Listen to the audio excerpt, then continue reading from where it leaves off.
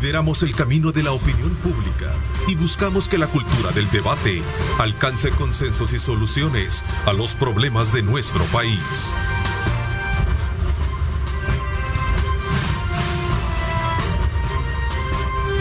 Diálogo con Ernesto López.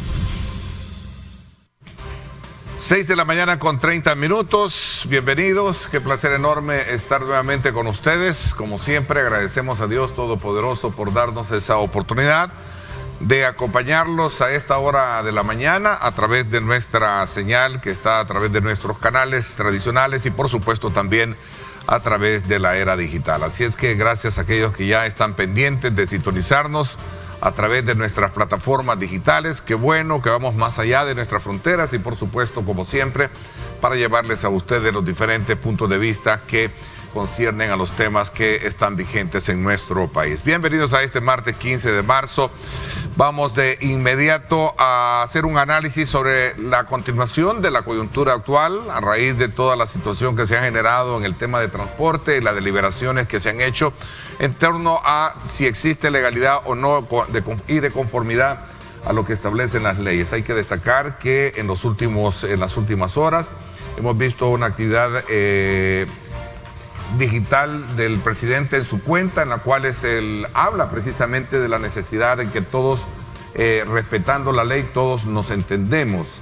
Si mañana no hay un tan solo cobro indebido, el miércoles abrimos la mesa de diálogo, pero si hay cobros indebidos o amenazas de paros, tomaremos medidas drásticas. Lo dijo para que directamente el sector transporte colectivo. Esto a raíz de toda la situación que se ha generado en cuanto a la utilización de las unidades que han sido utilizadas ya por el gobierno para prestar su servicio, especialmente las dos rutas que ya conocemos. Vamos a ver, la oposición también criticó, a la oposición perdió toda la vergüenza, ahora defienden a una de las peores mafias, ¿sí lo dice? Ahora defienden a una de las peores mafias de nuestro país, ven que estafan a nuestro pueblo y se alegran, pero si ven que actuamos para evitarlo, se indignan. No es de extrañarse, miren el resultado de sus 3 décadas de gobierno. Otra de los tweets que coloca el presidente hace 19 horas, según el reporte último que tengo acá. Vamos a ver, la mesa del transporte. ¿Qué dice la mesa del transporte? Bueno, que nos solidarizamos con el pueblo, reconocemos que erróneamente algunos operadores han realizado cobros e incumplimientos al cobro de la tarifa. Como respetuosos de la ley, anunciamos que un paro o una suspensión de labores no se encuentra dentro de nuestra agenda. Así están las cosas. Hemos estado haciendo lecturas de los acontecimientos del país con la participación de los representantes de los partidos políticos y este día habíamos girado, como siempre, la invitación al diputado Johnny Wright, ¿verdad?, del partido Nuestro Tiempo, pero en iguales términos no nos aceptó la invitación, pero nos acompañan acá el presidente del partido, Juan Valiente, a quien quiero darle la más cordial bienvenida. Gracias por acompañarnos, Juan. No, buenos días, un gusto compartir contigo y con tu audiencia. Gracias también Andy Feller, director ejecutivo también del partido Nuestro Tiempo. Gracias por acompañarnos. Buenos días, Ernesto, y un gusto compartir con la audiencia esta mañana también. El propósito de invitarlos a ustedes es seguir desde luego conociendo desde la perspectiva de cómo partidos políticos y los actores de la vida política de nuestro país están observando esta situación que como de alguna manera representa parte del debate que se está llevando a cabo hoy en día, la actual coyuntura provocada a raíz del incremento del precio de los combustibles, y creo que ese es el punto de partida por el cual comenzamos esta mañana. Bueno, realmente la situación de los últimos días ha sido, en nuestra lectura, grave, gravísima. El presidente quiere hacernos creer que por tratarse de, según él lo define, de las peores mafias, pues como que no tuvieran derechos, ¿verdad? Como que las personas, y en este caso Catalino, Miranda, como que no tuviera derechos porque, según él, son de las peores mafias del país. Ya casi estamos bordeando con el límite de decir, bueno, mejor peguémosle un tiro, como al final son las peores mafias, no hay ningún problema. Y para nosotros, en nuestro tiempo, lo fundamental es el respeto a la Constitución y a las leyes. No hay manera de construir un país si realmente va a depender del criterio arbitrario de quien esté ocupando la silla presidencial. Porque el tema aquí no es si eventualmente el Estado no pudo haber tomado otras medidas para tratar de solventar el tema del cobro ilegal que había en algunas unidades de buses. Porque que hay cobros ilegales, ha habido cobros ilegales, pues. Mis mismos sobrinos me dicen a veces que, especialmente en la 42, afuera decía 35 centavos, pero cuando subían al bus, 40. ¿Ya? Entonces, sí es cierto que ha habido cobros ilegales, pero para eso hay un debido proceso. O sea, no podemos estar en un país donde la interpretación de la ley y la ejecución de la ley va a depender de un tuit del presidente. O sea que ahora, sin debido proceso, sin un proceso administrativo, sin que sea delito te pueden llevar preso y bueno, solo importa la opinión del presidente y eso realmente es peligrosísimo para cualquier país. A ver, el trasfondo de esta situación particular que hay alrededor del tema de las unidades que pertenecen a FECOATRAN gremial que ampara estas dos rutas es precisamente el tema de la tarifa, porque de alguna manera para nadie es un secreto y se vio, la prensa fue testigo del cobro que se estaba haciendo el fin de semana, ¿verdad? Precisamente a las personas cuando era el que estaba, no era el que estaba autorizado. Eso conlleva desde luego a tomar las medidas que ya conocemos pertinentemente y que son más que evidentes, ¿verdad? Claro, aunque yo creo, Ernesto, que el trasfondo va todavía un poco más atrás, porque en esto que ha sucedido en los últimos días hay un elemento discursivo que no es nuevo. O sea, vamos para un año de que se estrenó esta nueva Asamblea Legislativa y el presidente está en sus 2 años, creería yo, y el discurso sigue siendo el mismo. Lo que hizo con el empresario Catalino Miranda es aplicarle los mismos de siempre. Le aplicas los mismos de siempre y ¿qué sucede? Eso le da a él, se justifica y dice, bueno, como él es de los mismos de siempre, él, como lo ha catalogado también que es parte de una mafia, nosotros vamos a hacer esto. ¿Y qué fue lo que hizo? Pues le quitó las unidades de transporte y puso a los militares. Ayer en otra entrevista un colega mío mencionaba, ni siquiera podemos hablar de expropiación, porque la expropiación tiene un proceso y aquí no hubo ningún proceso, es como que le robó las unidades. Y a propósito de eso, después de que se hizo esto, ayer la ciudadanía, quienes usan esas 2 rutas de buses, pudieron constatar que lo que se vio el día de ayer fue caótico. Y eso me abre a otro tema también importante, Ernesto. Aparte de lo discursivo que justifica la matonería del presidente, hay 2 elementos importantes. Lo primero es la manera en cómo busca soluciones. Es decir, si aquí el tema es el transporte colectivo, las tarifas, y ha señalado él los vicios que ha habido de este rubro históricamente, tiene una mayoría en la Asamblea Legislativa, tiene la potestad de legislar sobre ello. Pero ¿por qué no se estudian estos temas de raíz y se ponen propuestas al centro de la ciudadanía? Aquí vimos otro ejemplo de lo que sucedió el 1 de mayo. Nosotros venimos proponiendo que se debería de reformar el reglamento interior de la Asamblea Legislativa para escoger de mejor manera y fortalecer el proceso en cómo se eligen a los magistrados, al fiscal general de la República. Ellos tienen la aritmética legislativa para hacerlo, pero ¿qué es lo que decidieron hacer? Quitarlos de un plumazo e imponer a los suyos. Es decir, no hay aquí realmente una intención de realizar, de hacer de la política, de legislar de buena manera, y realmente yo creo que es una vergüenza para la bancada legislativa oficialista, porque no hay iniciativa, no hay voluntad, no hay realmente un marco en el que ellos puedan actuar independientemente más de lo que dicten desde Casa Presidencial. A ver, esta acción deliberada de algunos motoristas o algunas rutas, porque no vamos a generalizar y voy a tratar la manera de ser muy cuidadoso con relación a esa referencia. Esa acción deliberada de cobrar en algunas rutas o aplicar una tarifa que no es, decíamos que no es un secreto, digamos que desconocido, o que es algo que no se conoce, si eso es más que evidente. A ver, detrás de todo esto está también la gran problemática del transporte colectivo, que ha sido una de las grandes, tareas que en este país no se ha logrado de alguna manera resolver. Y digo resolver para, de alguna manera, resolverle el problema a la población, porque al final es la población la que tuvo que pagar un poquito, 10 centavos, 15 centavos y después tener que regresar ese dinero. Entonces, mira, el problema es un problema de carácter estructural. Realmente el problema del transporte para los ciudadanos es un problema gravísimo y que no se ha resuelto.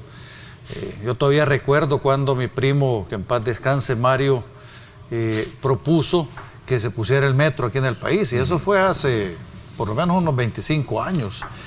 La realidad probablemente sería distinta para miles y miles de trabajadores y de ciudadanos en el país que tendrían, digamos, un mejor medio de transporte para movilizarse y sería más efectivo, más eficiente. Entonces, ciertamente ahí tenemos un reto como país. Y en eso sí tiene razón el presidente, que hay que resolver el tema de transporte. Pero en lo que no estamos, por supuesto, de acuerdo es en que para resolverlo haya que violar las leyes. Si precisamente por eso hay un marco normativo para ejecutar los procesos y construir políticas públicas de acuerdo a la Constitución de la República y a las leyes secundarias. Y entonces eso es lo que es gravísimo. Y especialmente... O sea, el procedimiento, pero la discusión tiene lógica, ¿no? Realmente ha habido muchos abusos. Sí, no ayer lo hablábamos en mi programa de radio con un conocedor de una propuesta de cómo poder, y él hablaba de inyectarle competencia al actual sistema para que de alguna manera la competencia llegue a niveles de darle calidad a la población y evitar este tipo de situaciones que tenemos hoy en día. Bueno, solo para ponerte un ejemplo de lo que realmente significa el abordaje de una problemática de país, porque es un problema de país. Tenés que inyectarle competencia, pero sin realmente complicar más el tema del tráfico. O sea, no se trata de una competencia no inteligente, sino que hay que construir un sistema de transporte. Son medidas integrales, obviamente, ¿no? Hay que construir un sistema de transporte que resuelva, pero... Y tú hablabas la referencia de tu familiar, de don Mario, que planteó en aquel entonces el famoso... Y para nadie es secreto que los abusos han sido de distinta naturaleza. O sea, a mí digamos, no tengo certeza de algunos temas, pero ciertamente se mencionaba subsidio a buses que estaban parados o que no existían o que estaban arruinados y que igual lo recibían. Se menciona, que es lo que a mí sí me han confirmado, el tema de la discrecionalidad en las tarifas.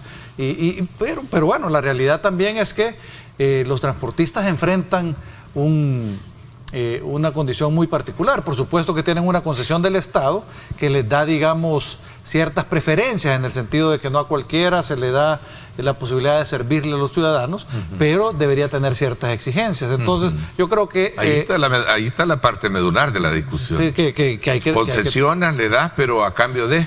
Pues sí, que es lo que hay que trabajar, ¿verdad? Por supuesto que eso es uno de los temas importantes, pero no resuelve de esta manera. Imagínate, por ejemplo, todavía la gente dice, y le quitaron casi 300 buses a Catalino. Esos buses eran de una cooperativa. La cooperativa tiene más de 200 miembros. Entonces, que Catalino haya sido en ese momento el representante del vocero no quiere decir que los demás no existieran. Y lo que dice la ley, la Constitución de la República, es que el Estado puede administrar las empresas que dan ese servicio, como el transporte público, cuando hay riesgo para la continuidad del servicio. Yo me pregunto si realmente hubo alguna gestión del presidente o del ministro de Obras Públicas con la cooperativa, con los líderes de la cooperativa para ese tema. Yo estoy seguro que no. Simplemente de la noche a la mañana, sin proceso administrativo, les quitan la licencia y después les quitan los buses.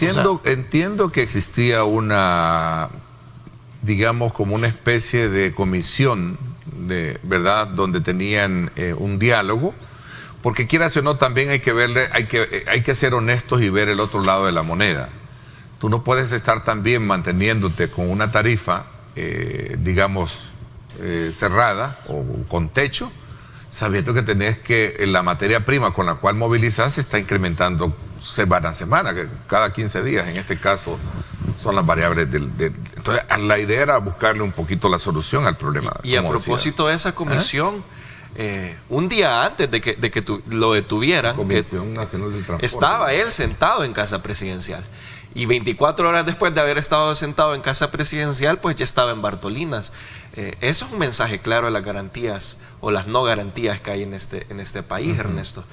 Pero sí, hay que ponerle ojo al tema de las tarifas, y lo dijeron cuando lo detuvieron en la cuenta de Twitter, la cuenta de la PNC, creo que fue la que señaló que se le detenía por haber subido las tarifas, pero eso no está regulado para poderlo detener, no está Hay una tipificado. discusión jurídica que existe ahí que parece ser que y no. después cambian el argumento, ellos mismos cambian el argumento y dice se le detuvo por resistencia. No sé qué resistencia habrá puesto, habrá que verlo. Pero lo último que yo quería señalar con este tema es que también es curioso el momento en el que aparece. Ha generado bastante ruido y con mucha razón. ¿Será que es intencional? Porque al mismo tiempo, no sé si este día que hay plenaria, hay una propuesta de reforma de pensiones que está pendiente y que la última cadena nacional, el presidente adelantó que la iba a enviar de nuevo porque lo había prometido antes, pero dijo que esta vez sí, y hay que ponerle ojo y no distraernos. Y lo que vimos ayer es importante tenerlo en cuenta. Si con 2 rutas de buses se armó todo este caos, imagínense lo que pasaría a ser si el gobierno administra el fondo de pensiones. Ok, vamos a dejar un poco este tema porque al final entiendo de que se han establecido ciertos mecanismos para poder llamar al diálogo, como lo decía el presidente en sus momentos, que si dejan de incrementar la tarifa, pues estarán llamados de nuevo a esa mesa de transporte, creo que mesa de transporte. Vámonos entonces a la Asamblea Legislativa, sobre todo porque también la Asamblea emitió ya la aprobación el pasado fin de semana de 11 medidas en diferentes rubros para minimizar el impacto de la crisis, porque todo esto tiene que ver con una, coincidencia de situaciones inestables económicamente generadas por el conflicto entre Rusia y Ucrania. Y esto tiene que, desde luego, su impacto en economías como las nuestras. Sí, desde la Asamblea Legislativa ya se aprobaron estas medidas. Ya se aprobaron, quizás un poco tarde, quizás no del todo integrales como hubiéramos esperado, pero bueno, se ve que por lo menos empieza a haber intención de resolver los problemas de los ciudadanos. ¿No les parecen a ustedes como partido? Mira, por supuesto. Por eso yo quería la presencia aquí del representante de ustedes, de Johnny Wright. Por supuesto. Bueno, sí, Johnny básicamente se abstuvo porque es una visión no totalmente integrada de lo que debería de una solución para este tema. Por supuesto que los 28 centavos de descuento se agradecen, ¿verdad? O sea, sí es importante, pero ¿qué es lo que veníamos proponiendo desde hace un par de meses? Lo que veníamos proponiendo es que si el Estado en su presupuesto ha previsto recibir, por decir algo, $1 de la gasolina y de los combustibles, entonces desde hace 2 meses hubiéramos podido ponerle un techo a los impuestos independientemente del precio del crudo, porque el precio de la gasolina va a seguir subiendo, porque no depende de lo que nosotros podamos hacer aquí, depende de otros criterios y de otras situaciones internacionales. Entonces, ahorita nos ha quitado 28 centavos fijo, pero ¿qué pasa con el IVA? Cada vez que se dispare el precio de la gasolina vamos a pagar incluso más IVA. Cuando seguramente se presentó el presupuesto del año 2022, el Estado presumía recibir en términos de IVA vinculado al combustible una cantidad X. Entonces nosotros proponíamos que eso se hiciera de esa manera. No se hizo así. Creemos que en parte no se ha hecho así porque la situación fiscal es grave y el Estado no quería sacrificar demasiado sus ingresos. Pero entonces ahí venimos a otro tema. Bueno, ¿y dónde están las medidas de austeridad? Pues, o sea, el presidente nos dice a nosotros, ciudadanos, zóquenla, apriétense el cincho. Bueno, ¿y cuándo lo va a socar el Estado? Si el Estado tiene una cantidad de privilegios. Nosotros propusimos hace varios años una ley especial de austeridad y ahorro en la Asamblea Legislativa que podía llegar a generar cerca de $200 millones en ahorro para los ciudadanos, porque al final son nuestros impuestos, es nuestro dinero, debemos también influir sobre cómo gastarlo. Y bueno, simplemente la mandaron a archivo y ahí están temas, por ejemplo, como los vales de gasolina que tienen todos estos funcionarios. Entonces nosotros decimos, toda una visión integral para solucionar este problema debería haber incluido también medidas importantes de austeridad para hacerle frente como país a una situación internacional que nos afecta. A ver. Te voy a plantear una medida de austeridad. Bueno, recapitulando, es importante estas 11 medidas que han propuesto. Llegan tarde, pero son importantes. Valora una parte positiva. Nosotros valoramos que es un avance positivo. Pero este mensaje que dio Juan es importante. Si el Estado nos dice a la ciudadanía, apriétense el cincho, el Estado debería hacer lo mismo frente a esta crisis mundial que tenemos ahorita, latente. Y una medida de austeridad, a propósito de la Asamblea, tiene que ver con los vales de gasolina. Es decir, si incluso dentro de las 11 medidas que propuso el presidente, habían unos impuestos que alivian a la ciudadanía con 28 centavos, imagínense cómo no aliviaría dentro de la Asamblea Legislativa. Por poner un ejemplo, solo la bancada oficialista tiene asignada 12 vehículos. Y estos 12 vehículos disponen de $400 en vales de gasolina al mes cada uno. Esto al mes, solo por la bancada oficialista, son $4.800 en gasolina, Ernesto. Dentro de las propuestas debería estar incluida, esto es solo en la Asamblea Legislativa, porque claro, en las demás carteras del Estado también hay vales de gasolina. Dentro de las propuestas debería estar reducir esos privilegios, porque esos vales de gasolina al final del día no solo serían una medida de austeridad, sería eliminar un privilegio que es innecesario. La propuesta que había planteado Juan hace mucho tiempo, que era una ley especial de ahorro y austeridad, proponía o generaba un ahorro al Estado de $200 millones al año. Y dentro de esos $200 millones al año hay muchos de vales de gasolina, de seguros médicos privados, que de hecho son privilegios que muchos en campaña, desde la oposición y desde el oficialismo, prometieron eliminar, pero ahí siguen latentes y le siguen costando bastante dinero a la ciudadanía que paga sus impuestos responsablemente. A ver, quiero un poco cerrar este ciclo después de irnos a la Asamblea Legislativa sobre estas reformas que era particularmente con las infracciones, donde se aprobó la autorización para que los agentes de tránsito, no son agentes, ¿cómo se les llama? Los gestores de tráfico. Los gestores de tráfico, gracias, perdón por el lapsus, los gestores de tráfico, en su momento puedan hacer la aplicación, puedan llevar a cabo una aplicación de una multa. También es otro factor que yo creo que a raíz de ese cuadro, digamos por esas imágenes que vimos de cómo un motorista arrolla prácticamente ya con intenciones, no sé, pero al menos eso se ve, ¿verdad? No soy quien para poder darle la tipificación si es delito o no, pero por lo menos eso vimos, ¿verdad? Las imágenes ahí están. Creo que ha sido un punto también favorable de alguna manera para poder ordenar parte. Ahí están, esas son las imágenes, parte del problema de lo que tenemos hoy en día, cerrando un poco el ciclo de las medidas, entre ellas esta que se tomó el fin de semana, ¿no? No, por supuesto que... Ahí está, mira. Mira, el poder represivo del Estado, por algo lo tiene el Estado. Y dentro del poder represivo del Estado, por supuesto que está también todo el modelo de las multas por infracciones que uno comete. Y por eso es que decimos que, digamos, el caso de los buses de la cooperativa Acostes era que una infracción por cambio de tarifa era una multa de 57.14. En ningún lado del Código Penal dice que si no le gusta al presidente o es un abuso a los ciudadanos, bueno, tal vez debería hacerlo, pero hay que modificar el Código Penal. Entonces, en el caso yo creo que ciertamente les da, digamos, a los gestores de tráfico un nivel de autoridad superior que puede ayudar a que la gente lo respete.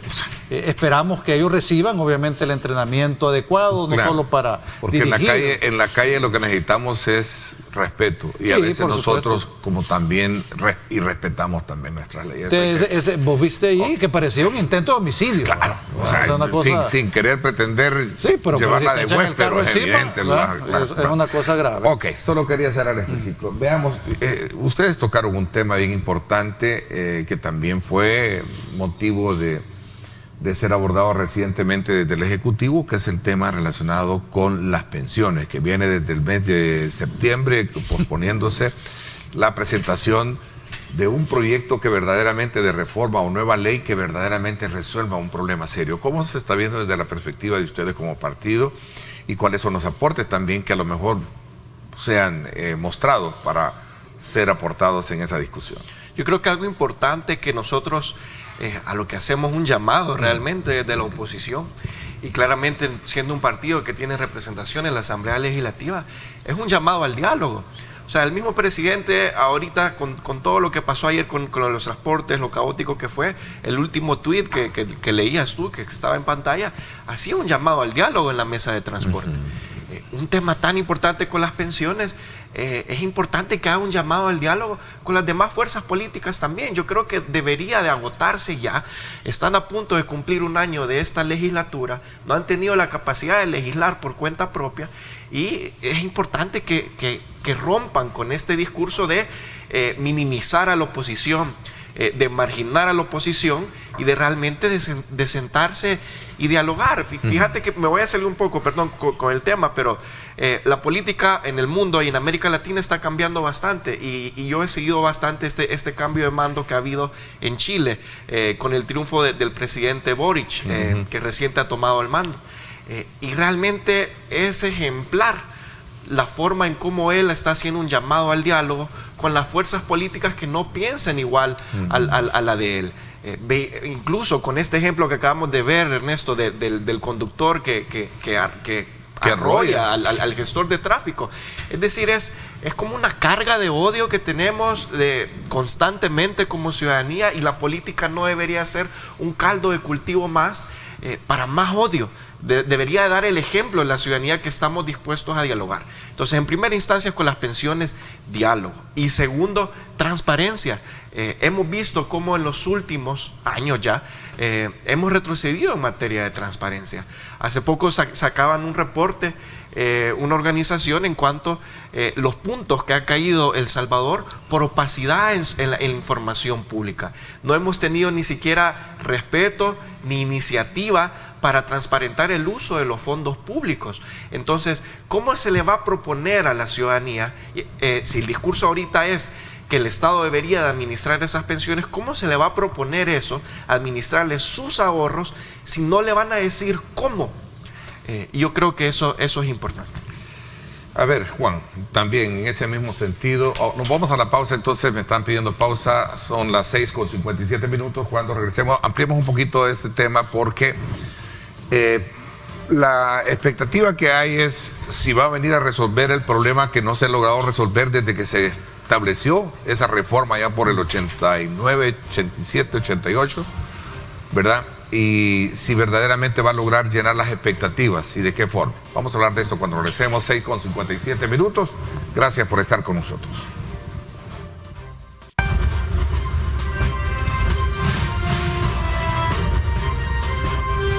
Diálogo con Ernesto López.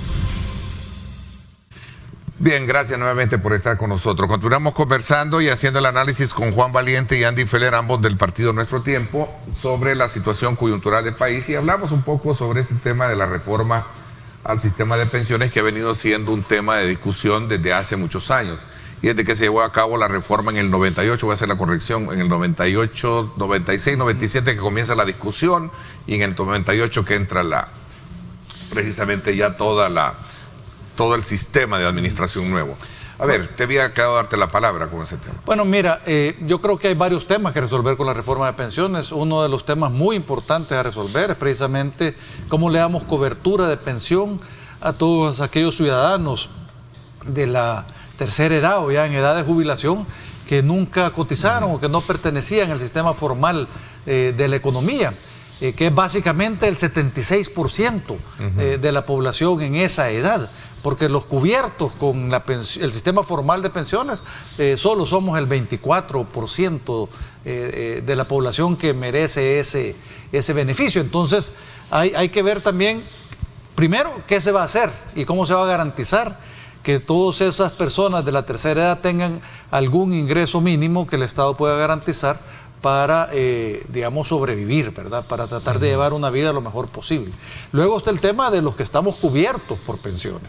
Y entonces ahí el tema es históricamente de lo poco que cubre la pensión mínima después de años de trabajo, y especialmente la diferencia que notaron algunos entre el sistema viejo, ¿verdad?, que era el sistema de pensión INPEP y Seguro Social, claro, y el sistema nuevo, ¿verdad? Porque precisamente los que se quedaron en el sistema anterior podían gozar de pensiones cercanas al 70% del último salario, y los que venían en el sistema nuevo a duras penas llegaban al 35% del salario. Entonces sí hay un tema ahí importante que revisar, pero no hay soluciones mágicas. Es una solución bien compleja que por supuesto requiere recursos, Y si el Estado no tiene ninguna vocación de austeridad y de uso racional de los recursos, pues menos probabilidad vemos nosotros que la propuesta que se haga sea una propuesta sensata. A veces la gente piensa que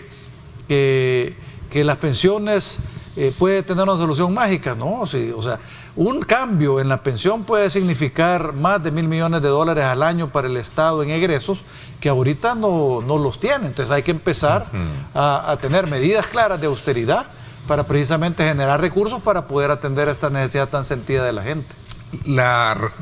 El tema de las pensiones, la otra discusión relacionada con las reformas constitucionales o la nueva, digamos, propuesta de constitución, forman parte de, y por qué no decirlo también, la elección de funcionarios, ¿verdad?, pendientes, son parte de los platos fuertes que están en la Asamblea Legislativa.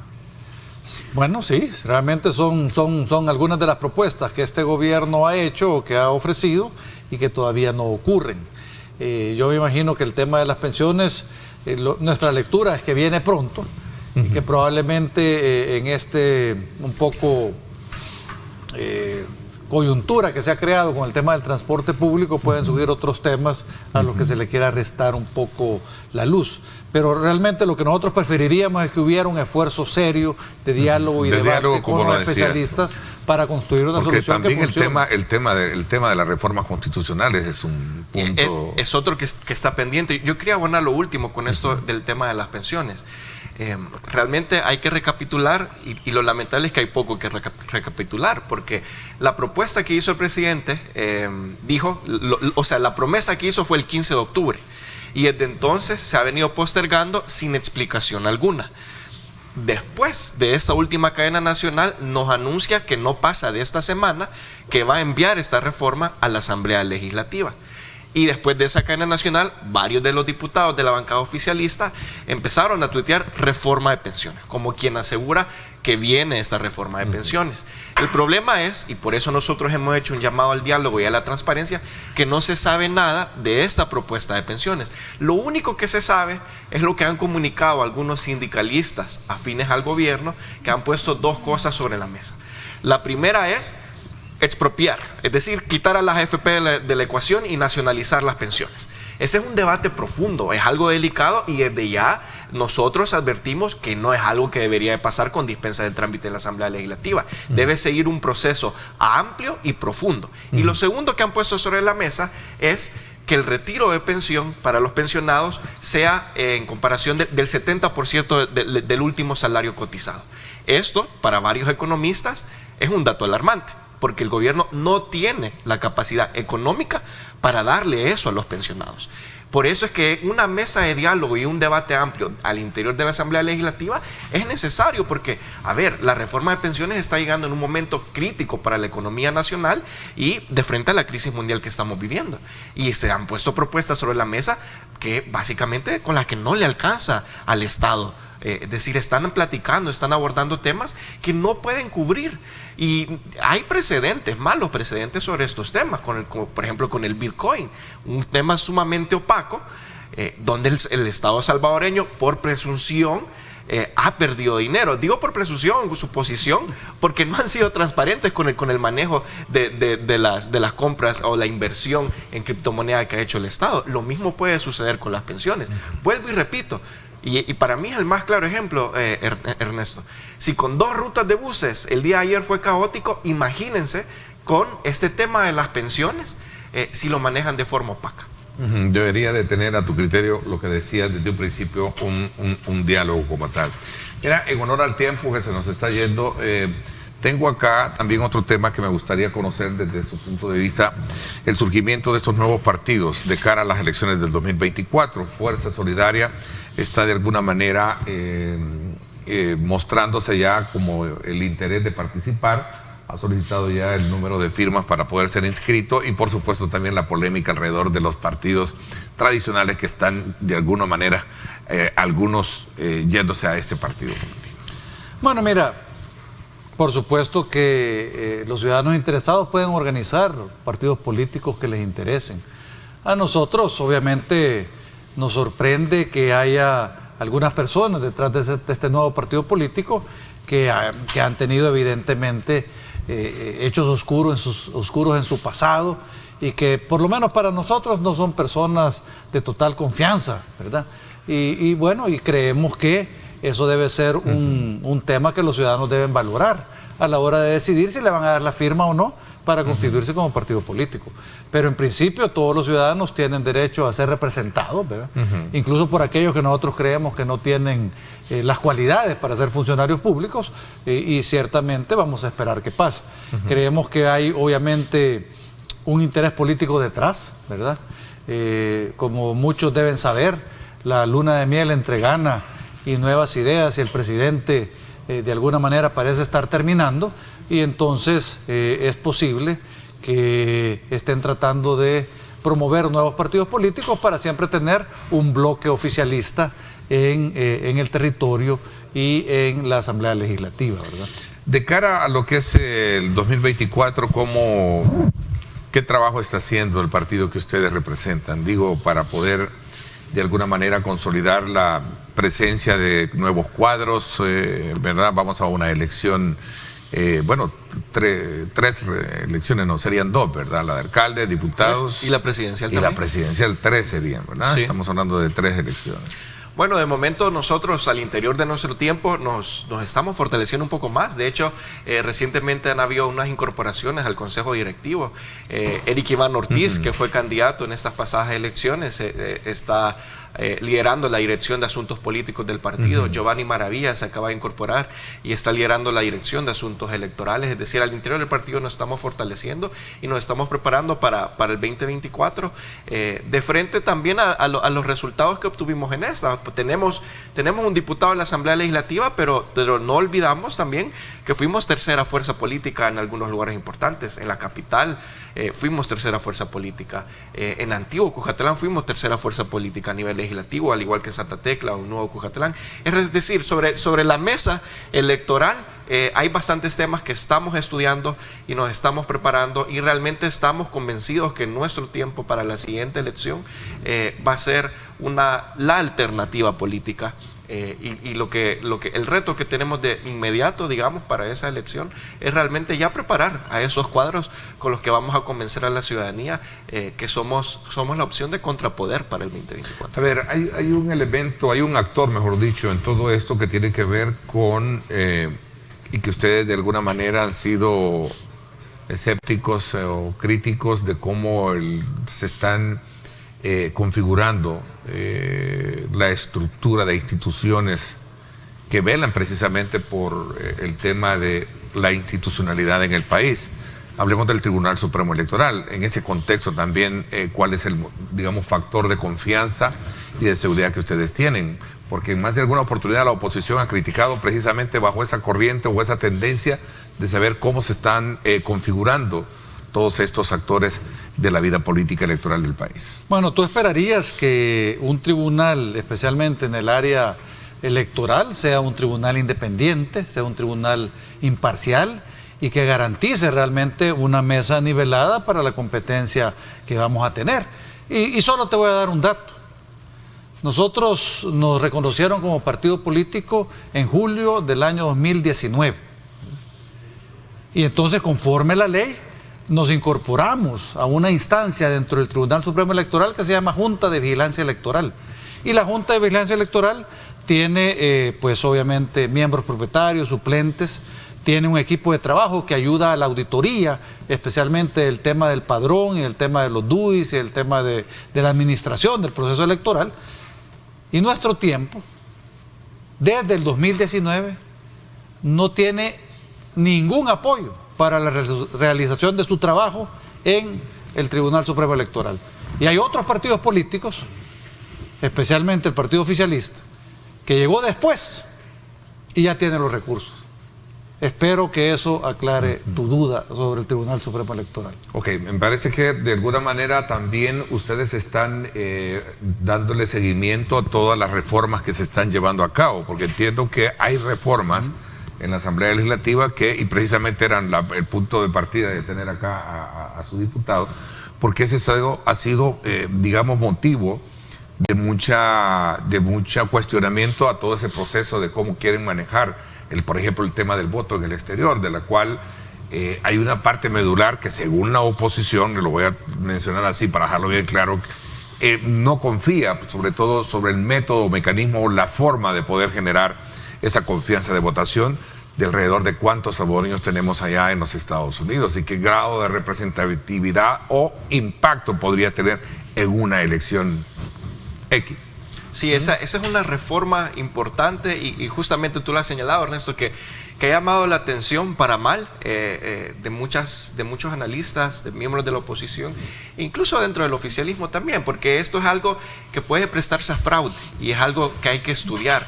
Como el gran meollo del asunto en esto, como lo es con el Bitcoin, como lo es con las pensiones, como lo es con el transporte colectivo, es la capacidad que tenga el Estado para cumplir con algo tan robusto y tan complejo. De momento no la tiene.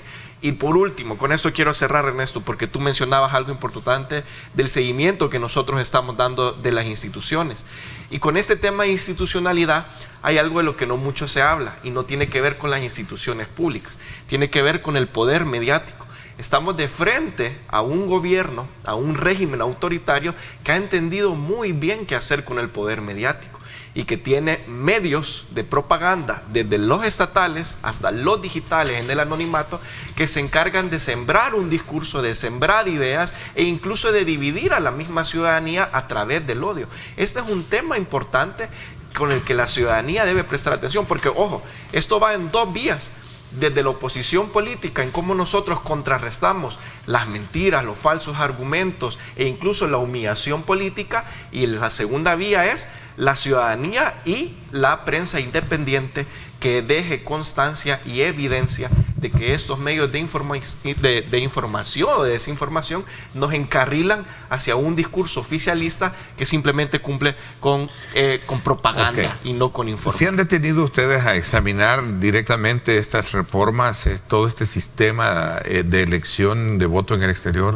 Mira, nosotros tenemos en la Asamblea Legislativa un equipo bastante completo, que a pesar de ser un solo diputado, digamos, propietario y una diputada suplente, pues tenemos un equipo que atiende todas las comisiones de la Asamblea Legislativa. Y entonces en todas las comisiones de la Asamblea Legislativa hay una persona del equipo de Nuestro Tiempo dándole seguimiento a las iniciativas.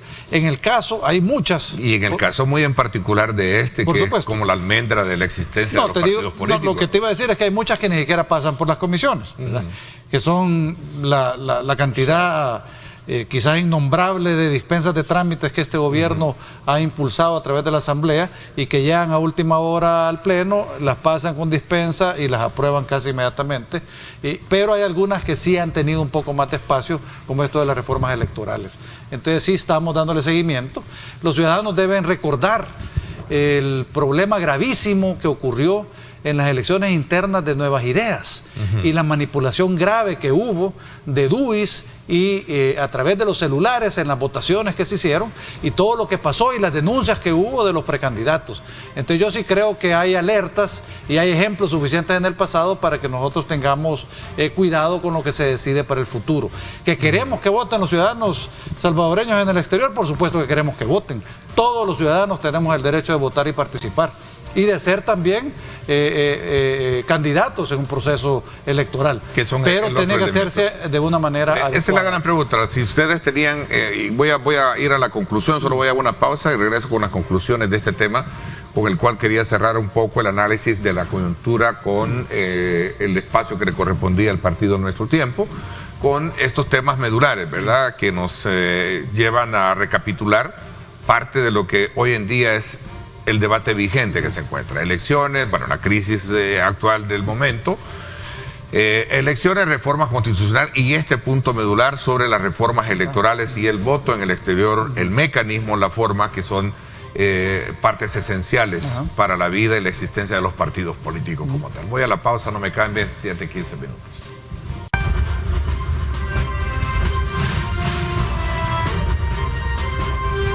Diálogo con Ernesto López. Bien, gracias nuevamente por estar con nosotros. Vamos a aprovechar un poco estos minutos para sacar conclusiones acerca de un tema que ha venido despertando muchas inquietudes, especialmente en los partidos de oposición, sobre el mecanismo, la forma y aquellos aspectos elementales que determinen que si es un voto en el exterior va a tener la confiabilidad, ¿verdad?, a la hora de ser emitido por... Se habla de alrededor de casi, ¿qué? ¿Cuántos salvadoreños residentes en el extranjero? Creo que andamos alrededor de 2,5 millones, que tendrían derecho a ello, ¿no? Sí, por supuesto. Nosotros, bueno, si quieres, para hacer un resumen de lo último que hemos hablado, creo que el partido, Nuestro Tiempo, apoyará todas las medidas necesarias para que los salvadoreños en el exterior ejerzan su derecho de votar. Okay. Nosotros creemos que es importante que ellos tengan ese derecho y que lo ejerzan, ¿verdad? Por supuesto que hay que establecer cuál es la forma más adecuada para que lo hagan, ¿verdad? Y la forma más segura para que ese voto realmente llegue y sea contabilizado como tal en un proceso electoral interno del país. Sobre los temas anteriores también quería decirles, especialmente el tema de pensiones, que no creo que hubo chance de poner la posición oficial del partido. Okay, no, pero podemos el partido va a apoyar, por supuesto, la ampliación de la pensión básica, que es el programa, digamos, de subsidio para las personas de la tercera edad, con el objetivo de cubrir a toda la población. O sea, si nosotros buscamos un modelo solidario de pensiones, no podemos olvidarnos del 76% de las personas de ese segmento que ahorita no gozan de pensión básica y deberían tener esa pensión básica. También vamos a apoyar un incremento importante de la pensión digamos, la pensión mínima del sistema formal de pensiones, ¿verdad?, que sea sostenible. Nosotros creemos que no puede ser, por ejemplo, la pensión mínima menor al salario mínimo del país. O sea, si el salario mínimo está establecido tomando en cuenta el costo de la canasta básica, el costo de vida de los ciudadanos, pues por supuesto que la pensión mínima debería estar de alguna manera vinculada al salario mínimo establecido para el país. Eso significa que hay que buscar la manera de reformar el tema de las inversiones de nuestro dinero como cotizantes para que obtengamos mejores rendimientos. Y aquí los ciudadanos deben recordar que cerca del 80-85% del fondo de pensiones está en instrumentos del Estado. O sea, el que tiene nuestro dinero y que nos paga menos o más intereses es el Estado. Y el problema que tuvimos algunos años fue que el Estado decidió, por cerca del 50% de ese monto, pagarnos 1.5%, porque estaba vinculada la tasa de interés a la tasa LIBOR, y entonces nos estaban pagando una miseria. A los proveedores extranjeros, a los acreedores extranjeros les estaban pagando 6, 7, y a nosotros ciudadanos nos pagaban esa miseria. Entonces, eso no hay que olvidarse. Ese manoseo, como en algún momento le llamó algunos críticos, de alguna manera también tiene, digamos, la raíz de la complejidad del problema. Sí, es complejo. Y además, tal vez cerrar con el tema de pensiones diciendo que tampoco nos oponemos a la competencia. Y sí creemos que puede ser bien pensado, no improvisado como lo de los buses, bien pensado, bien diseñado, bien discutido, un componente público para que los ciudadanos tengamos opciones y decidamos dónde aportar y a quién le damos la confianza para que maneje nuestro dinero. Ok, les agradezco el que nos hayan acompañado entonces este día en este espacio, sobre todo para conocer desde la perspectiva de Nuestro Tiempo, ¿verdad?, lo que está pasando en el país, ¿verdad? Aprovechamos la coyuntura de la situación actual económica y política y jurídica, ¿verdad? Y estos otros temas que era necesario conocerlos desde la perspectiva de ustedes. Gracias entonces, Juan, por habernos acompañado. No, muy amable, gracias a ti por la invitación. Gracias también a ti, Andy, gracias, te agradezco muchísimo. Buenos días y un saludo a la teleaudiencia. Bueno, nos vamos a la pausa y vamos a la segunda parte del programa. Vamos a conversar ahora sí con el ministro de Obras Públicas, Romeo Rodríguez, sobre toda esta situación relacionada con el transporte colectivo. Vamos a hablar desde luego sobre los temas coyunturales relacionados con esta situación. Vamos a la pausa y regresamos.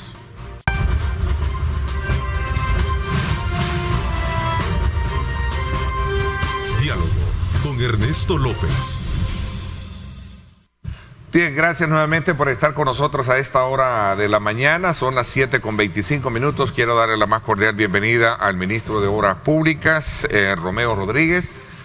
y con quien vamos a hablar precisamente sobre la situación actual que se está viviendo con relación a este tema de las unidades del transporte colectivo, especialmente con el cobro de tarifas y otros aspectos que rodean el tema del combustible, que es de donde viene parte del detonante de esta situación. Ministro, gracias por acompañarnos, bienvenido. No, buenos días, Ernesto, es un placer compartir contigo esta entrevista, mandarle también un cordial saludo a todos los salvadoreños que nos ven y que nos escuchan a través de este medio de comunicación y también a través de las redes sociales.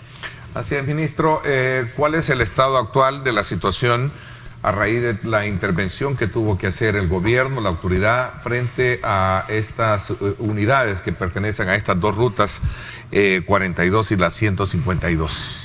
¿Cuál es el estado actual? Sí, bueno, el estado actual, bueno, lo que sucedió fue que cuando nosotros, el presidente lanzaba cerca de 11 medidas económicas para poder paliar el problema que se tiene por el efecto inflacionario de la guerra entre Rusia y Ucrania y la OTAN también.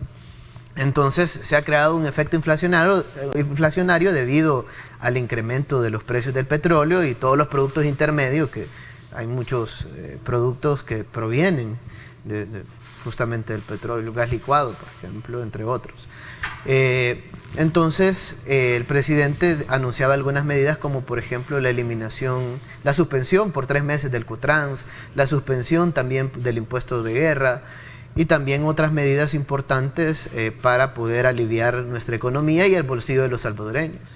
Entre ellas, por ejemplo, el tema del transporte público, que sabemos que existe una alza sobre las tarifas, sobre el pasaje, y que mucha de la población ha estado denunciando continuamente. Entonces nosotros empezamos, junto con la Policía Nacional Civil y el gran apoyo del Ministerio de la Defensa, a poder verificar las diferentes unidades en todo el territorio nacional.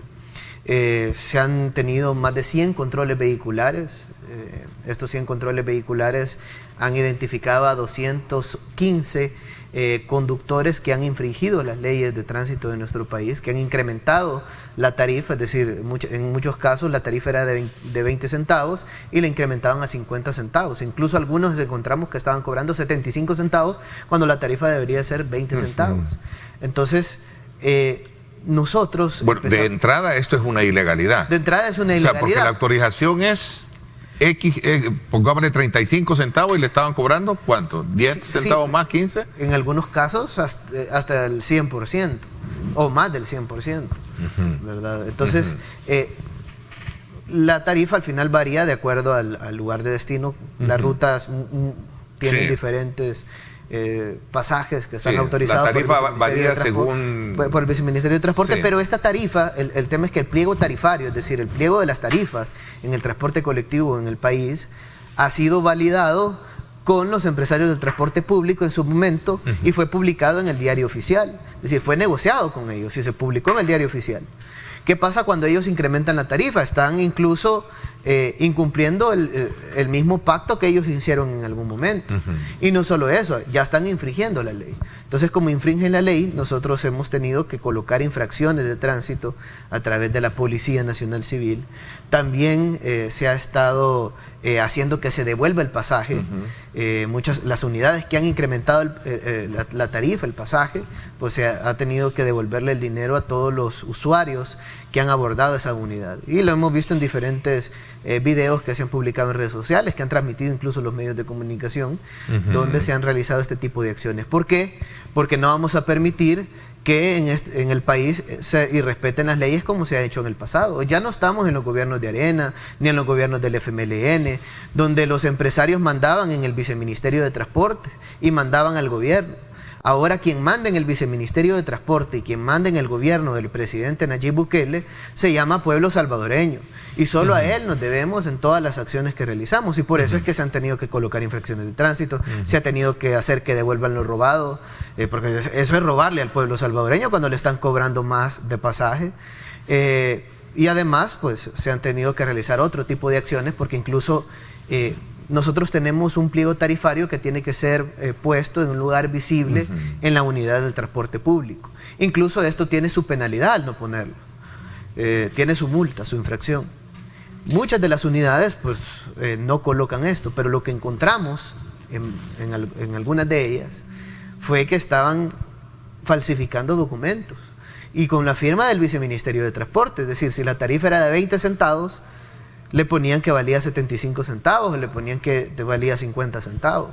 Es decir, estaban falsificando, o sea, eso es un delito, falsedad material. Estaban falsificando documentos oficiales del gobierno de El Salvador para poder cobrar más tarifa, porque ellos saben que si tenían otra tarifa, pues la población hubiera visto 20 centavos y me estás cobrando 70. Y estas dos rutas, la 50. 152 con la 42, pertenecen a Costes, ¿son de la misma empresa? Sí, a Costes DRL, son de la misma cooperativa y pues de hecho... Y eran ellos los que estaban alterando ese tipo de... De hecho ellos, encontramos al menos 2 unidades que estaban alterando estos documentos y así se han encontrado en otros lugares más unidades que han alterado documentos. Ministro, 3 cosas he logrado anotar de lo que me ha descrito y de lo que hemos visto. Una es que, bueno, según después de la orden emitida por el presidente, salieron a la calle con los operativos y vieron que había una violación a los acuerdos de tarifa que en su momento se habían tomado, ¿no? Entre ellos mismos, ¿verdad? Y eso es una violación de la ley, decía usted. Luego tuvieron que también obligar a los motoristas a regresar el dinero. Fue evidente, toda la prensa lo logramos ver. Pero también se llevó a cabo lo que para ustedes es como, digamos, la intervención de las unidades. Algunos opositores o críticos de la medida dicen que eso es una confiscación de carácter ilegal. ¿Qué piensa? La verdad que nosotros lo que estamos haciendo en este momento pues es tratando de garantizar el servicio a todos los salvadoreños.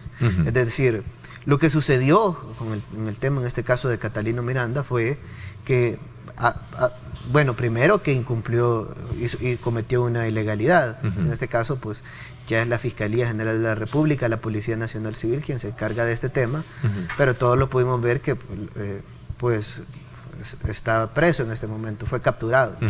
Y esto fue por las diferentes ilegalidades que ha cometido. Incluso dentro de las unidades pues hemos visto que hasta hay documentos donde hay falsedad material porque alteran los documentos del Viceministerio de Transporte para poderse enriquecer ellos mismos. Y la responsabilidad recae entre otro tipo de cosas. Y la responsabilidad recae en él como presidente de FECOATRAN, o no soy presidente de Acostes. No, el Viceministerio de Transporte solo tiene relación con una persona y esa es la sociedad, en este caso Acostes DRL. Es decir, nosotros, es decir, él puede contratar a los motoristas que sean necesarios, pero los concesionarios tienen que establecer controles con todos sus motoristas o con sus empleados. Es decir, tú vienes y le das una concesión a una empresa, y si te incumple no le vas a echar la culpa al empleado de la empresa. Quien te incumplió fue la empresa porque no reunió los requisitos que estabas pidiendo o porque cometió una ilegalidad, infringió las cláusulas del contrato. En este caso es lo mismo. Entonces hay un delito. Él está detenido por esos delitos. Hay delitos. Hay delitos. Esto no es un tema que lo está viendo el Ministerio de Obras Públicas, sino que la Fiscalía General de la República, pero ellos van a esclarecer todos estos hechos, ¿verdad? Bueno, los jueces van a esclarecer todos estos hechos porque ya hay una tipificación dentro del Código Penal sobre este tema. Pero bueno, nosotros en el caso del Ministerio de Obras Públicas pues tuvimos que proceder a la suspensión de la concesión de la línea y de la compensación económica, y aquí quiero ser claro por qué. Los contratos de concesión que realiza el Viceministerio de Transporte tienen obligaciones para todos los concesionarios, es decir, para todas las personas que prestan el servicio de transporte a la población salvadoreña. ¿Cuáles son esos requisitos? Pues hay una cláusula que es la cláusula 9ª, donde establece todas las obligaciones, y el numeral 4 dice que deben de respetar el tarifario legalmente establecido por el Viceministerio de Transporte. Por ejemplo, solo por mencionar una, y solo estamos mencionando un literal de las obligaciones que tiene, en este caso, esta empresa Costes DRL.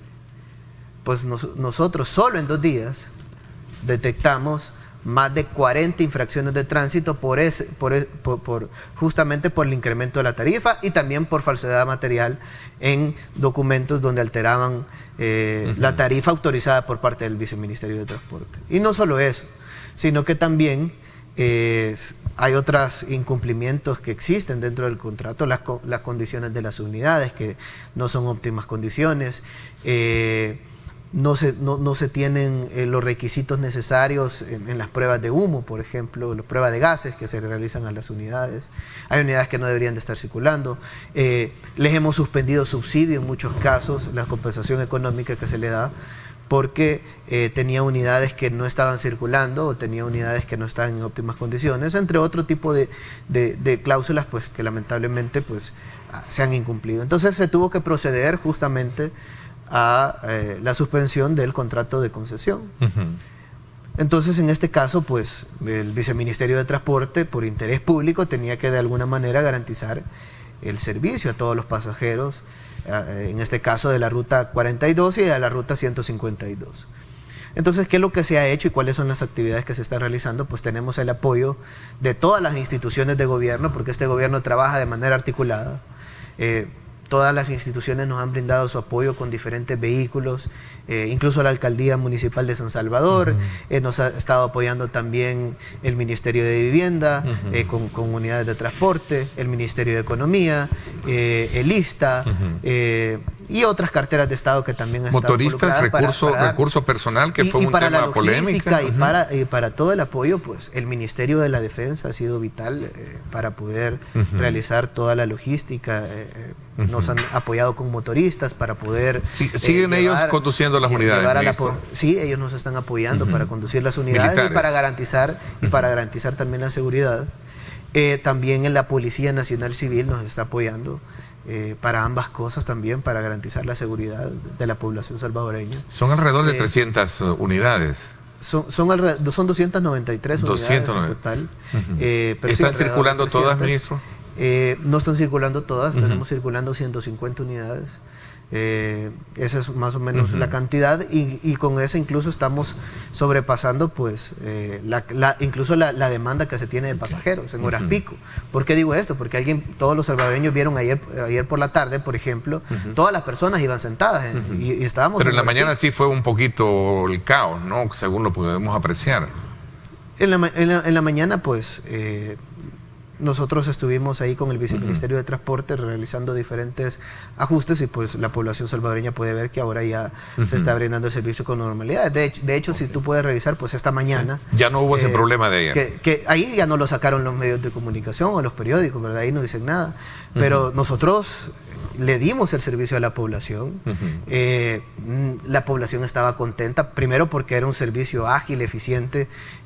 Teníamos distribuidas cerca de 5 subrutas de la Ruta 42 y la Ruta 152. Con el apoyo, como menciono, del Ministerio de la Defensa, Policía Nacional Civil y el Ministerio de Obras Públicas y de Transporte. Y con esto pues se garantizó que la población de estos sectores se movilizara hacia sus lugares de destino, hacia La UCA, hacia San Salvador, hacia Zaragoza o de Zaragoza hacia San Salvador, porque tenemos 2 puntos, uno por el Parque La Zurita. Tenemos un punto ahí establecido para poder movilizar unidades y tenemos otro punto en Zaragoza. En esos 2 sectores pues estamos movilizando diferentes pasajeros, usuarios del transporte y se le está brindando este servicio sin ningún costo. Es decir, nadie en este momento está pagando pasaje. ¿Por qué? Porque sabemos que estamos en un momento difícil, una situación difícil para la economía mundial y El Salvador obviamente... ¿El transporte es gratis que se está dando en esas 2 rutas? El transporte es totalmente gratuito en este momento. Se está verificando que los conductores posean licencia. Por ahí decía alguien que nosotros habíamos contratado a alguien sin licencia y eso no es correcto. Es decir, lo que sucede es que hay motoristas que no eran del Ministerio de Obras Públicas, sino que pertenecen justamente a la empresa Costes de RL, ¿verdad? Entonces, ahí creo que puede haber alguna confusión en ese caso. Ministro, ¿cuál es el futuro de estas 2 rutas? Bueno, en este caso... Digo, porque usted hablaba que a raíz de infringir la ley, los permisos han sido suspendidos, me decía. Es correcto. Nosotros ahorita pues vamos a brindar el servicio, en todo caso pues vamos a tomar la mejor decisión para poder en algún caso dárselo a un empresario que de verdad quiera trabajar por el bienestar del pueblo salvadoreño y donde se le pidan requisitos como GPS en las unidades, cobro electrónico, que las unidades sean nuevas. Las concesiones son por 10 años actualmente. Entonces Normalmente el Viceministerio de Transporte anterior pues daba discreción las concesiones, y no solo es que les daba discreción, sino que también daba prórrogas de las concesiones de manera automática. ¿Y eso qué generaba? Que prácticamente no habían requisitos en el cambio de unidades. En este caso pues nosotros vamos a hacer una licitación. En caso de ser necesario, pues vamos a adjudicar a la empresa que reúna todos los requisitos y que nos dé la mejor calidad y el mejor servicio en caso de proceder con esto. Acuérdate que hay un proceso legal que hay que seguir, y pues nosotros vamos a estar expectantes y pendientes de este proceso. Pero bueno, en este momento lo importante es que se va a garantizar el servicio a todos los pasajeros de estas rutas, tanto la 42 como la 152, primero para que puedan llegar a sus lugares de una manera ágil, pero también lo puedan hacer de una manera segura. Y por eso es que el Ministerio de Justicia y Seguridad Pública y el Ministerio de la Defensa nos están acompañando para poder realizar todas las acciones de seguridad. Alguien por ahí decía, creo que eran los de Arenita 3.0, que algo se había manejado mal, ¿no? Es decir, bueno, ellos cuestionan, ellos le llaman que esto es una confiscación la que está haciendo el Estado. Sí, bueno, es decir, nosotros lo que estamos haciendo es tratando de garantizar que los usuarios se puedan mover en diferentes sectores. Hemos puesto a disposición unidades del gobierno, todos los salvadoreños lo pueden ver, y pues estamos tratando de garantizar que todos se puedan mover de una manera ágil y de una manera segura. El presidente incluso mencionaba dos artículos de la Constitución, el artículo 110 y el artículo 112, donde hacía mención porque por interés público pues están haciendo este tipo de acciones. Pero bueno, lo importante... O sea, intervenir bajo el interés público, ¿verdad?, más allá del interés privado. En este caso, pues estamos haciendo la administración de estas unidades para poder garantizar un servicio ágil y eficiente para la población y no dejarlo sin servicio de transporte. Y se han puesto también unidades de parte de diferentes instituciones para garantizar toda esta logística y todo este apoyo que es sumamente importante. Prácticamente hoy, por ejemplo, casi que solo las unidades de la institución estuvieron brindando este servicio. Si bien es cierto, estamos trabajando para que la población pueda ver ese cambio y que normalmente, por ejemplo, en una unidad de transporte público hay aglomeraciones. Tú puedes ver cómo las unidades actualmente van con una gran cantidad de pasajeros, algo que no debe suceder, y en el caso de las unidades que están abordando a través del gobierno, pues todas las personas van sentadas. Incluso algunas hasta con aire acondicionado que se han brindado para que puedan dar este servicio. Más de alguno se escuchó decir de la Mesa Nacional del Transporte que podrían irse a un paro si esta situación continúa. Sin embargo, la misma mesa salió al paso con un comunicado emitido esta mañana o publicado esta mañana, en la cual hacen ver de que no están en la disponibilidad de hacer paro, haciendo la aclaración, ¿no? Sí, bueno. ¿Cómo está la mesa de diálogo? Porque el presidente ministro, decía de que realmente, quiero presentarle ahí los tweets del presidente, que me imagino que usted bien lo sabe. Dice el presidente: algunos conductores del transporte colectivo, la multa no los hace cambiar su actitud. Lo único que, este es el ministro Zelaya, lo único que hacen es cambiar es que tengan miedo y que van a pasar los va a hacer cambiar el que pasen entre 5 a 6 años presos, dijo el ministro. Ese es el tema de multas, pero el presidente también les ha llamado al tema del diálogo. Vamos a ver si me puedes, productor, colocar los tweets del presidente, uno donde hacía referencia a mafias dentro de la estructura de defensa que según él están haciendo algunos opositores al gobierno. Ya lo vamos a ver. Pero lo que quería en su momento preguntarle es si hay espacio para diálogo con esta situación con la que se está viviendo. Ahí está, por cierto, ¿verdad? A la oposición dice: la oposición perdió toda la vergüenza, ahora defiende a una de las peores mafias de nuestro país. ¿Son una mafia estos, digamos? Es decir, cuando tú vienes y revisas las unidades de transporte público en predios, y encuentras unidades sin llantas, encuentras unidades sin motor, encuentras unidades que le están creciendo hasta plantas y que están enmancadas, ni tan siquiera tenían asientos y estaban cobrando subsidio por esas unidades, eso es una estafa al Estado. Cuando tú vienes y revisas, por ejemplo, las unidades que estamos manejando en este momento y te das cuenta que prácticamente el 50% de estas unidades se necesitaban para brindar el servicio y el otro 50% pues sobrepasaba la demanda, pero sí cobraba subsidio. Es decir, Esa no es estafa, es decir, eso no es robarle al pueblo salvadoreño. Eso es lo que han estado haciendo el sector transporte, lamentablemente. Nosotros queremos trabajar con los transportistas, pero los transportistas que de verdad quieran el bienestar para la gente, y no solo eso, porque al final es un servicio el que están dando a la población, por eso se llama transporte público, sino que quieran cumplir las leyes de nuestro país. El presidente solo les ha pedido una cosa, y es que respeten las leyes.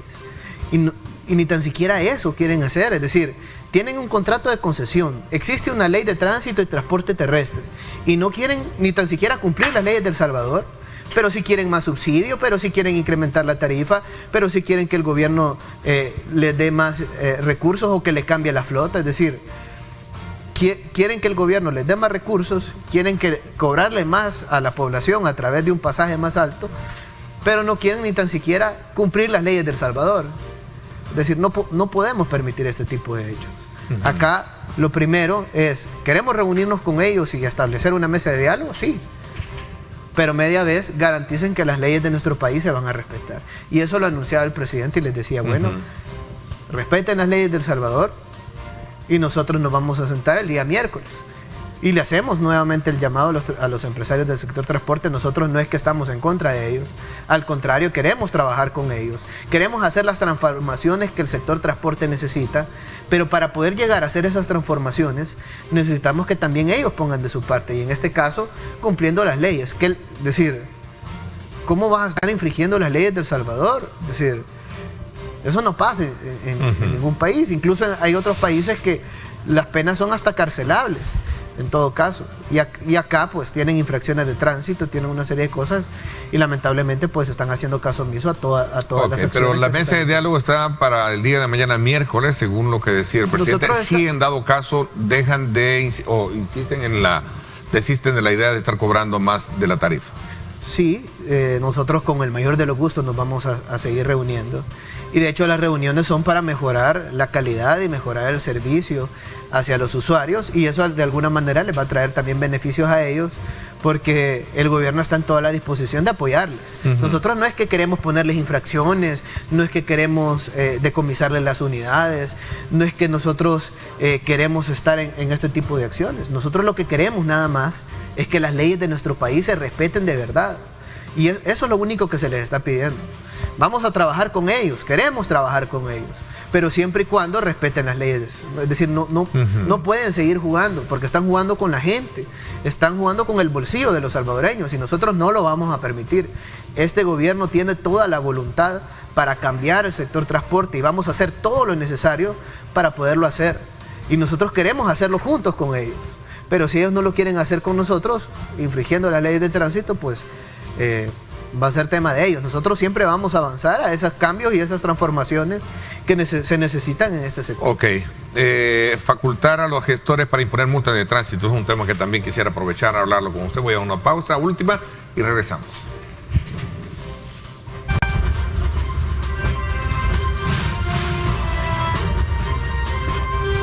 Diálogo con Ernesto López. Gracias por estar con nosotros. Vamos a aprovechar estos últimos minutos para hablar precisamente sobre estos otros temas que nos quedan pendientes, sobre la situación que ha sucedido con estas unidades del transporte colectivo de la ruta 42 y 152. Ministro, ¿se están contratando nuevos motoristas? ¿Se están contratando motoristas para este servicio, para dar la cobertura con estas unidades? Sí, estamos contratando motoristas para poder brindar el servicio a los salvadoreños y hacerlo de una manera eficiente y de calidad. De hecho, todos los usuarios del transporte que están abordando en este momento la ruta 42 y la 152 pueden ver que tenemos un equipo especializado del Viceministerio de Transporte donde se revisa cada unidad que va saliendo. Es decir, y estamos verificando que el motorista posea una licencia. Es decir, no solo se han contratado personas, y de hecho tenemos el proceso abierto. Si alguien quiere aplicar alguna plaza, puede llegar al Ministerio de Obras Públicas, llevar su currículum, puede mandarlo también a nuestro correo electrónico, recursosumanos@mob.gov.sb, y nosotros con gusto pues... Aquí preguntan, ministro, si el hecho de contratar motoristas es que ya esta intervención de las unidades es que ya le va a pertenecer, se le quitan a estas cooperativas. No, lo que sucede es que... le van a regresar, no, en este momento lo que queremos garantizar es que se dé el servicio, y que se dé un servicio eficiente y de calidad. Eso es lo que queremos en este momento. Por eso es que estamos haciendo este proceso para poder garantizar justamente eso. Sabemos que los salvadoreños por décadas han tenido un transporte ineficiente, de mala calidad, donde incluso los motoristas maltratan a los mismos usuarios, donde los motoristas, la mayoría no tiene licencia. Bueno, de esta empresa más del 50% no tenía licencia, por ejemplo. Es decir, y así estaban conduciendo. Y con multas. Y con multas, ¿verdad? Es decir, según escuchaba decir ahí de que tenían... 8,000, al final con todo el tiempo que ha pasado, hasta de $8,000, por ejemplo, ¿verdad? Obviamente vamos a ver qué podemos hacer para poder ayudarles, ¿verdad? De alguna manera, en el sentido de que puedan sacar su licencia y puedan realizar todo este tipo de cosas, porque sabemos la Pero no por condonación de multa. Pero. No. Obviamente tenemos que ver algún mecanismo, algún proceso. Al final hay que pagarlo. Pues, ¿no? Por ejemplo, en el caso de los transportistas, antes les condonaban las multas. Yo me recuerdo en los gobiernos de Arena y en los del FMLN le condonaron cerca de $26 millones a los empresarios de transporte público en multas. Y eso lo hizo Arena y el FMLN. Y no solo le condenaban las multas, incluso le duplicaban hasta el subsidio en muchas ocasiones, sin ponerle requisitos ni ponerle condiciones. Nosotros, más allá de eso, lo que queremos es, sabemos que, por ejemplo, si queremos hacer una transformación en el sector transporte, se necesitan recursos. Sabemos que tienen que cambiar una flota, son 4,000 de una flota de 11,000 vehículos, son 4,000 los que hay que cambiar. Si nosotros queremos que la vida útil de las unidades sean 15 años y no 20. Sabemos que se necesitan recursos para hacer esa inversión. Nosotros estamos en toda la disposición de apoyarles a los empresarios, pero no podemos trabajar con personas que están infringiendo las leyes de nuestro país, con personas que, es decir, si no respetan las leyes de nuestro país, no van a respetar nada. Bueno, veamos el caso del gestor de tránsito, ¿verdad? Que fue prácticamente investido por un motorista particular. Ahí está, esas son las imágenes, ¿no? ¿Y qué pasó ahí concretamente, ministro? Sí, tenemos al gestor que estaba gestionando el tráfico en esa zona y pues lamentablemente un conductor pues procede a arrollarlo. Es decir, al final este tipo de hechos, de hecho ya fue capturado por parte de la Policía Nacional Civil, pero es decir, este tipo de hechos violentos, es decir, no le importó la vida del gestor, no le importó nada. Entonces, no solo debido a este caso, sino que también esto ya se venía trabajando desde hace muchos días, pues se tomó la decisión de poder llevar una ley a la Asamblea Legislativa, una iniciativa de ley, para darle facultades de poner infracciones de tránsito. Primero porque muchas personas no respetan a los gestores de tráfico porque los consideran que no tienen esa autoridad legal para poder multar a los diferentes conductores que infringen las leyes. Nuestro país ha tenido un problema y es que se ha tenido muy poco control del espacio vial y esto ha generado complicaciones vehiculares, tráfico, accidentes, entre otro tipo de cosas. ¿Por qué? Porque tenemos un parque vehicular de más de 1.5 millones de vehículos aproximadamente, pero tenemos cerca de 2,000 personas que están controlando ese espacio vial, es decir, 2,000 personas contra 1.5 millones de vehículos. Eso es lo que tenemos en este momento. Es imposible que se pueda controlar el espacio para garantizar que no hayan tantos accidentes, para garantizar que las leyes de nuestro país se respeten en su totalidad.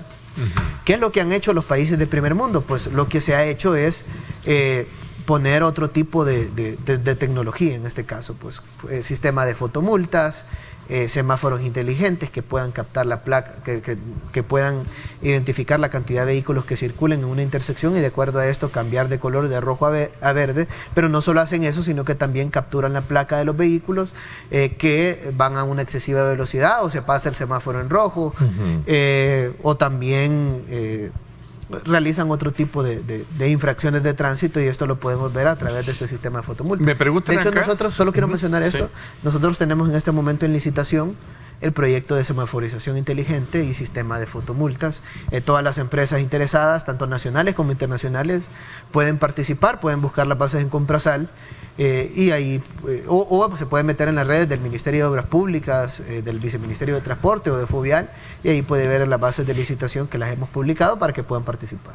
Ministro, aquí me preguntan si las unidades, de nuevo, si las van a regresar a costes a la empresa o las van a tener ya al servicio. Usted entendería que no son las unidades, sino más bien los permisos. ¿Van a ser concesionados o se les van a regresar? Sí, bueno, ahorita pues se le ha suspendido la concesión, estamos en un proceso y pues nosotros cuando terminemos esto pues vamos a informarle a la población salvadoreña la decisión final. ¿Cuál va a ser el destino final de esos permisos, de esas rutas? Es correcto. Ok.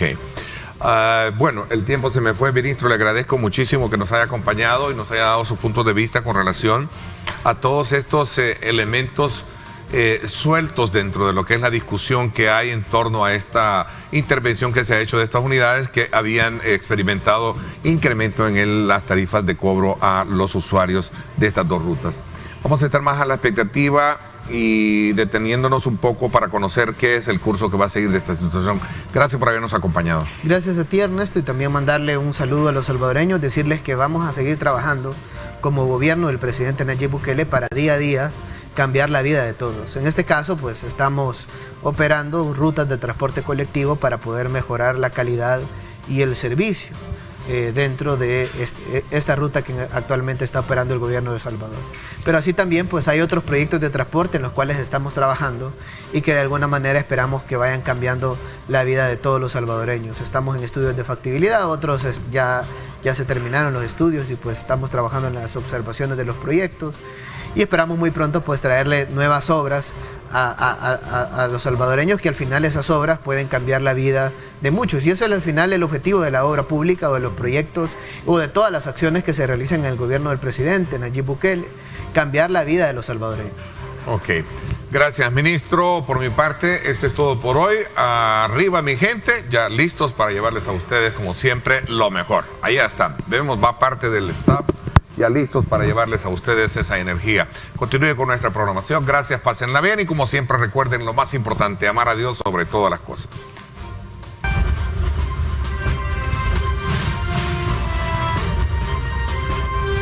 Diálogo con Ernesto López.